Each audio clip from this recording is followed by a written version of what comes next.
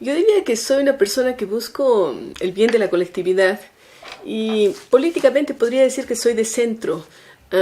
A veces es complicado darse una categorización uno mismo, sobre todo en esta época, cuando se habló de que las ideologías habían muerto, cuando hay una reestructuración del mundo entero, ¿no? Porque hay una reestructuración, indudablemente pasamos de un sistema bipolar con dos claras potencias a cuando cayó el muro de Berlín y cuando se produjo Glasnost en la Unión y prácticamente se desmembró la Unión Soviética, se habló de la vigencia de un mundo unipolar y luego pues ahora vemos a todos los países emergentes y muchas veces yo digo lo que tiene que primar es el bien común. Ahora, ¿cómo calificarme? Yo diría una persona de centro que quiere ese bien común y que ha luchado por ello.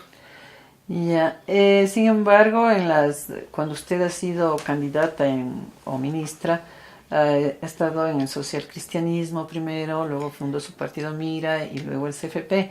¿Qué motivaciones tuvo? ¿Cómo pensaba para No, estar ahí? CFP no he estado, ni tampoco he sido miembro del partido de Abdalá Bucaram. Yo creé un movimiento político. Mira. Sí, yo estuve en el Partido Social Cristiano, luego estuve en el PUR con Sixto Durán Ballén. Yo diría que a mí, yo estaba en esa época, en los años estudiantiles, me gustó la figura calmada de Sixto Durán Ballén y también sus propuestas de carácter social. Es decir, yo me inscribo dentro de las propuestas de carácter social. Y luego, cuando me toca a mí emprender un camino político, yo fundo el movimiento independiente por una república auténtica, que es el movimiento Mira, y hacemos una alianza política con Bucaram. Hacemos una alianza política, pero yo no me adscribí nunca ni fui afiliada al Partido Roldosista Ecuatoriano. Siempre estuve y de esa época, pues cuando uno ve los listados de ideales, en fin, porque no llegamos a ser un partido ni a tener una estructura de partido político, evidentemente hay una calificación de centro. Yo he sido siempre una persona inquieta por la política social, tal vez el hecho de haber sido maestra desde los 17 años me da una gran motivación. Yo vengo de una familia, diríamos, de clase media, un profesional, como es el caso de mi papá, médico, mi madre ama de casa, luchando desde siempre por salir adelante, por sacar adelante su familia. Entonces, yo diría que hay una conciencia social muy importante que yo trato de irla reflejando a lo largo de mi actuación política. Desde su punto de vista, ¿cuál ha sido la historia política de nuestro país? Complicada. Alguna gente cree que no hemos estado maduros en la época de la independencia.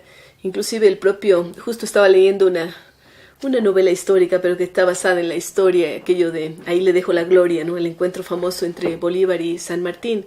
Y un poco se notaba la duda entre los propios libertadores de hacia dónde encaminar, si iba a hablarse democracia. El propio San Martín hablaba de traer un emperador, de traer un rey desde fuera, ¿no? A Bolívar se le ofrecía la corona muchas veces por parte de los que habían sido recién liberados. Entonces, yo diría que es una historia interesante. Cuando hablamos de la historia de límites, yo siempre digo que es una especie de historia de lágrimas, porque hemos perdido, nos hemos ido encogiendo como territorio, ¿no? Porque todos nuestros vecinos de alguna forma se beneficiaron de territorios que pertenecían a esa entelequia en ese momento, que era el Estado ecuatoriano, que estaba formándose, porque asistimos a la formación de los estados, pero inclusive después, ya después de la independencia, recordemos que hay un tratado Tobar-Río Branco, es decir, eso claramente demuestra que teníamos límites con el Brasil, sino cómo iba a haber un tratado Tobar-Río Branco. Luego, en la presencia misma ya de personajes de la historia, pues indudablemente hay personajes descollantes como Eloy Alfaro, el propio García Moreno, a quien uno puede cuestionarle muchas cosas, pero es uno de los personajes descollantes de la historia ecuatoriana. Antes de él, el propio Rocafuerte, ¿no? Que se dice, bueno, es el primer presidente ecuatoriano, nacido en el Ecuador, pero después vendrían presidentes importantes como Ayora, que trae una misión que le da la estructura a la parte económica del Ecuador, con la famosa misión Kenmerer y otras. Entonces, el Ecuador, como todos los países de América Latina, estaba sujeto a muchos avatares de carácter económico, de carácter social. Yo diría que todavía tenemos que madurar la democracia. Yo no me siento satisfecha todavía con la democracia que tenemos, hay que madurarla y tal vez eso hay que irlo inscribiendo desde las aulas escolares, pensando en cómo formamos familias democráticas, niños que se creen en un estado, que se críen en un estado democrático sin perder el principio de autoridad, que es extremadamente importante. Pero eso diría en rasgos generales respecto a la historia ecuatoriana. Un país diverso, que tiene diversidad en cuanto a sus recursos naturales, pero también a su gente, y que muchas veces no se ha atendido a esa diversidad, a esa riqueza que tenemos como país. Usted fundó el partido MIR, el movimiento MIR. Movimiento, sí. ¿Qué postulados, qué principios tenía ese movimiento? Mucha preocupación por el sector social. Hay alguna gente que pensaba que el MIR era un movimiento de mujeres, ¿no? Porque creo que fue el primero fundado por una mujer, porque por supuesto hubo algún otro partido liderado por mujer, pero no fundado, ¿no? Entonces fue, además, al calor, recién me había retirado del Ministerio de Educación en el año 94, había muchas mujeres a mi alrededor, pero también había muchos maestros, hombres y mujeres. Entonces alguna gente decía, casi parecía el partido de los maestros, porque en las directivas en cada una de las provincias yo veía que fundamentalmente estaban inmersos maestros, ¿no? Maestros y maestras. Como le dije, la ideología de la que podría hablar es una ideología basada en una política social, y yo siempre he sido partidaria de que tal vez de allí sale a relucir un poco el tema de que ser mujer puede hacer que se transforme la política, de que yo creo que las mujeres, al ser simultáneas, con la capacidad que tenemos de hacer varias cosas al mismo tiempo, podemos dedicarle exactamente la misma calidad de tiempo a los problemas económicos, a los problemas sociales y a los ambientales, y esto puede dar un buen conjunto, y eso es lo que tratamos de hacer en esos documentos que prácticamente eran borradores porque nunca llegaron a consolidarse como un partido, un documento en el cual nosotros plasmábamos con un grupo de gente, en donde había gente de todos los sectores, maestros, y me acuerdo ahí participaba Marco Antonio Rodríguez, participaba una serie de personas con las cuales íbamos, Simón Zavala, en fin, que tratábamos de construir una nueva visión para el país. ¿Y cuáles serían los inconvenientes que tuvo para decollar como un partido político? Yo diría que, bueno, hay varias cosas. Por un lado, a mí me tocó inmediatamente estar inmersa en una situación de discrepancia con el presidente de la República. O sea, en cuanto asumo la vicepresidencia de la República, hay discrepancias que son evidentes. Si uno revisa las revistas de esa época se ve, porque alguna gente me dice, usted no dijo nada. No, yo dije desde el comienzo, ¿no? Yo, por ejemplo, me oponía a la pena de muerte que quería instaurar, me opuse a la subida del precio del gas, en fin, habían discrepancias, unas de fondo y otras de forma, y rápidamente todo esto fue un torbellino tan grande, porque apenas a los 6 meses, porque la posesión era en agosto del 96, Bucaram cae en febrero del 97, y yo asumo por unos 6 días, y entonces es todo tan rápido que no logramos cuajar, y tal vez después yo me he desencantado un poco de la política, ¿no? Y por eso desde el año 98 no actúo en política. Me interesa, por supuesto, lo que pasa en el Ecuador. No me he desentendido del país. Estoy siempre trabajando por el Ecuador, pero no estoy en la política activa. Usted habló de aquel torbellino cuyo punto más notorio fue la noche de los presidentes, que se dijo. Desde sus palabras, ¿qué es lo que pasó? Evidentemente yo digo que hubo rupturas en la Constitución. La forma en que salió Bucaram no era constitucional, ¿no? Eso también es cierto, porque a él solo se lo destituye por loco, ¿no? Para ello tenían que haberse dado estudios médicos, en fin. Yo creo que si es que a él se le acusaba de temas como corrupción, tenían que haberlo enjuiciado por corrupción, ¿no? Eso era algo más real, diríamos así, en el sentido de un juicio como debía llevarse a cabo. Luego, si bien el Congreso, en esa época, lo que actualmente es la Asamblea, tiene la capacidad y tenía la capacidad para sacar fuera a un presidente, no tenía la capacidad para nombrar un nuevo presidente. Entonces allí se da una ruptura total de la Constitución.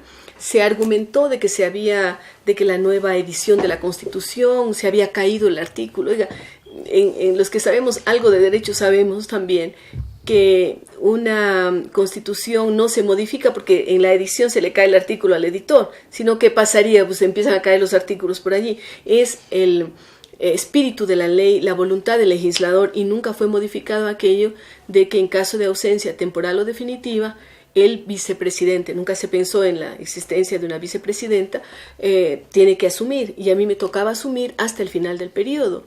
Esto no se dio. hubo un irrespeto a la Constitución por parte de quienes tenían que hacerla respetar, como son los legisladores. La Corte Suprema de Justicia tuvo un papel triste en este sentido, y Fuerzas Armadas, que eran otro de los poderes fácticos, diríamos así, pues bueno, también estuvieron en conversaciones con el Congreso. Ahora, ¿usted definiría, algunas personas creen que es porque era mujer, otras porque habían intereses detrás de eso que no querían que usted vaya? ¿Qué diría usted? Yo digo que fue un conjunto de todo. Por ser mujer, sí. Evidentemente a ciertos sectores no les interesaba que una mujer sea presidenta de la República y general en jefe de las Fuerzas Armadas. Yo creo que había un machismo por ahí en algunos integrantes. Luego, por supuesto, había intereses económicos. Yo no me debía a ningún sector económico. Yo no había pactado con nadie. Entonces, esto probablemente inquietó a ciertos sectores de que tal vez yo no era una persona a la que se le podía manejar de ninguna manera, sino solamente con los intereses del país. Desde ese punto de vista, usted acabó de decir de las Fuerzas Armadas. ¿Qué papel jugaron y cuál cree que debe tener y el que hoy tienen? Las Fuerzas Armadas aparecieron como definitorias finalmente, ¿no? Porque yo creo que era ante quienes ellos decidían que finalmente se daba la presencia del poder. Yo creo que las Fuerzas Armadas tienen un papel importante en la defensa del territorio nacional, en el caso de una agresión externa, en mantener la seguridad externa del país. Por supuesto, en el caso ecuatoriano han tenido otras tareas, porque han hecho de educadores, se han hecho de todo, porque en los confines de la patria, donde no llegaban maestros o donde no llegaban médicos, indudablemente han cumplido una tarea importante, yo diría, ¿no? En temas estratégicos. Pero de allí a dirimir si en un momento determinado una persona u otra es presidente, yo creo que eso es otra cosa.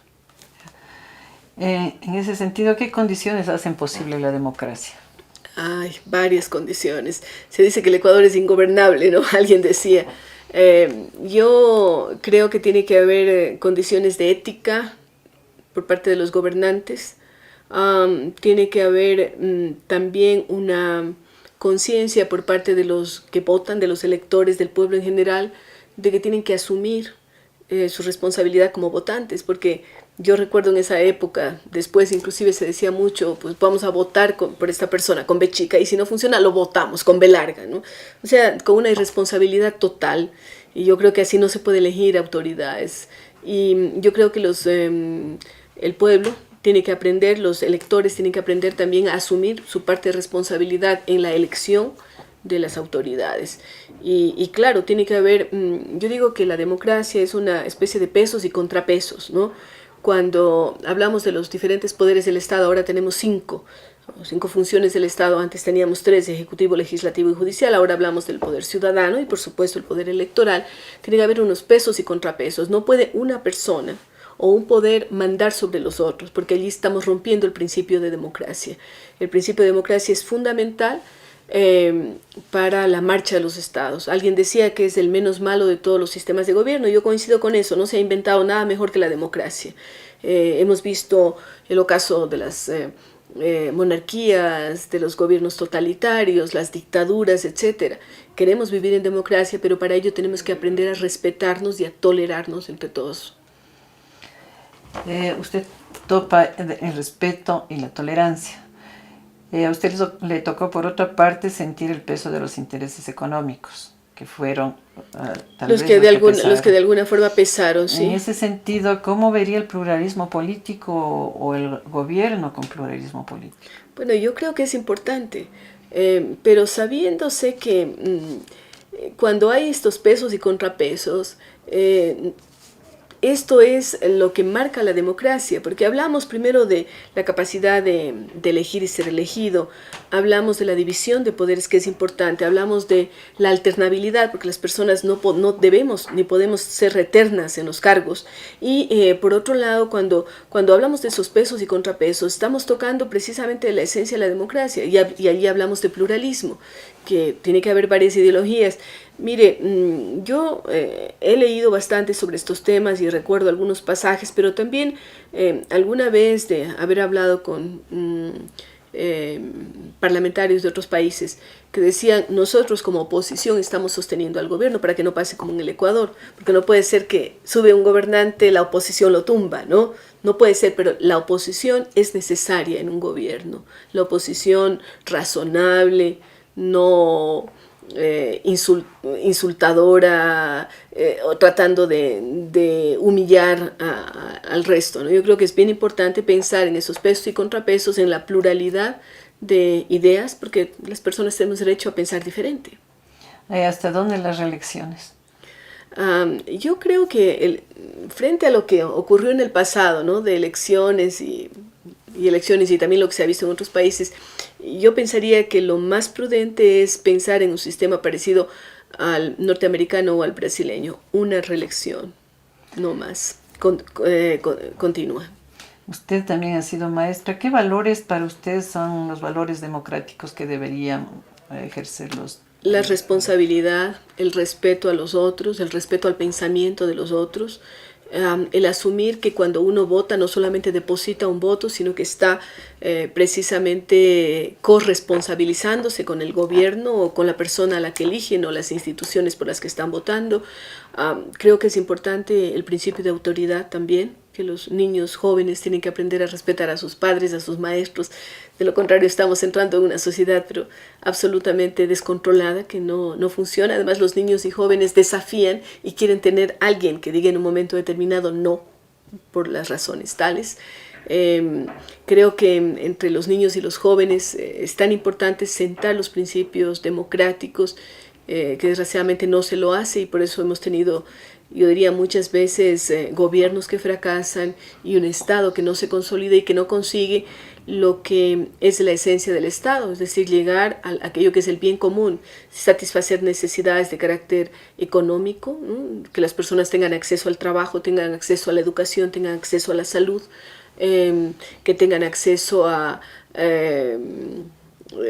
los diferentes beneficios que ahora se tienen en las sociedades, ¿no? Desde tener acceso a la tecnología, que aparece también ya como un derecho y que son nuevos derechos que se van adquiriendo, hasta la posibilidad de estar seguros en sus casas sin el temor de que les asalten o salir a la calle sin temor de ser agredidos. Eso es bien importante. Entonces todo ello configura un estado de bienestar, un estado de bien común, que es al que deberíamos tratar de llegar. Lo que usted acaba de decir es también el ideario de muchos partidos opositores. ¿Cuál sería la diferencia entre...? Porque si uno ve la formulación de principios, irían por ahí. Son parecidos, pero yo diría que a veces la forma de aplicarlos es la que cambia, ¿no? Y la tolerancia que usted tiene para los otros, el pensamiento de los demás. Usted también tiene todo un reconocimiento a nivel internacional. Cuéntenos cuál ha sido su accionar para afuera, desde afuera. Bueno, yo creo que en los últimos años... uno de los aspectos que más tiempo le he dedicado es el tema ambiental. Tuve la suerte, como usted mencionó al inicio, de ser secretaria general de la Organización del Tratado de Cooperación Amazónica. Tuve la oportunidad de vivir 3 años en el Brasil y de hacerme cargo de la cuenca amazónica, de esos 7,5 millones de kilómetros cuadrados. Pero también frecuentemente yo asisto a dar conferencias internacionales. Este año, por ejemplo, hace poco estuve en el Foro Económico de Polonia, en donde di una charla para empresarios de Europa del Este y Europa Central, y por otro lado tuve la suerte de estar en un foro paralelo de jóvenes, hablando con cerca de 300 jóvenes europeos sobre estos valores, sobre democracia, sobre respeto, sobre tolerancia, sobre lo local. Yo estoy mucho dentro de la teoría no de lo global, sino lo local, ¿no? La combinación de lo global y lo local, con respeto a la identidad, pero usando las herramientas que nos da el mundo actual. Y estuve, como decía, hace muy poco en Malasia, dando una charla en la Universidad de Malaya sobre el tema universitario, y en estos últimos días participando en el Festival del Cuento. He tratado de recuperar aquello que me apasiona desde pequeña, que es la literatura, y estoy un poco más inmersa en temas literarios, y eso también me da, por supuesto, la oportunidad de participar en diferentes foros. Lo hago porque realmente me encanta. Yo creo que además uno, al estar en contacto con otra gente, se actualiza, ve cómo es el pensamiento, cómo es la realidad, no solamente porque la cuenta, sino porque uno palpa. Esa irrupción, como usted dice, en la política, ese bautizo rápido en la política, desde esa experiencia, ¿qué dirían los jóvenes políticos? Primero que piensen que la política no es algo malo. La política es algo positivo, que hay que saberla llevar. Creo además que si todos somos seres políticos de una u otra forma al relacionarnos con los demás, como decía el propio Aristóteles, ese son politikon, estamos obligados a de alguna forma retribuir lo que recibimos de la sociedad, y tal vez una forma importante es la política. Entonces yo a los jóvenes les animo a ser parte de la política, pero una política decente, no pensando en que yo voy a hacer tal cosa porque esa es una carrera que me va a llevar a tener lo que yo quiero, ¿no? Enriquecerse, qué sé yo. Yo creo que eso no tiene que estar en la mira. Cualquier persona tiene deseos de progresar y eso es normal, ¿no? Cada uno de nosotros queremos darle lo mejor a nuestros hijos, en mi caso ya a mis nietos, yo tengo 5 nietos, pero esto no quiere decir que uno tenga que romper principios, quebrar valores o irse contra o por encima de los demás. Entonces, yo no he estado nunca en contra de la libre empresa, creo en la libre empresa, creo también en que tiene que haber estos limitantes en un momento dado por parte del Estado, ¿no? El Estado tiene que dar las facilidades por un lado, pero también establecer reglas claras, ¿no? Para eso están las leyes. Para evitar que la empresa oprima al trabajador, pero también para dar la tranquilidad al empresario para que pueda realizar su trabajo. Entonces, creo que de esa forma podríamos pensar en un mundo más armónico. Yo siempre les digo a los chicos, porque tengo muchas conferencias con los chicos aquí y fuera del país, que este es un mundo un poco más complejo que el que nos tocó. En nuestra época, en mi época al menos, no había, por ejemplo, la palabra ecología, no se había creado, no teníamos la preocupación porque el mundo se va a acabar, nos vamos a gastar todo el agua, la biodiversidad, no había la incertidumbre respecto al trabajo tan fuerte como hay ahora, ni la incertidumbre económica o la propia que trae la tecnología. Pero al mismo tiempo yo diría que los jóvenes de ahora tienen más herramientas en sus manos. El Internet les da una herramienta maravillosa para aprender, para estudiar, para investigar, para conocer. Les da herramientas que nosotros no tuvimos, y creo también que la mente humana, la mente del ser humano es capaz de crear soluciones para los conflictos que hemos creado. Tengo esa esperanza y creo que no todo tiempo pasado fue mejor. Yo creo que el tiempo futuro puede ser mejor. En pocas palabras, ¿qué es para usted la política? Capacidad de servicio desde mi punto de vista. A veces, desafortunadamente, uno ha visto que no ha sido así para otros. Democracia. La forma más adecuada de vivir en conjunto, en comunidad. Populismo. Le ha hecho mucho daño al país y al mundo. Ciudadanía. Compromiso. América Latina. El continente de la esperanza. Ecuador. País maravilloso, no lo cambio por ninguno.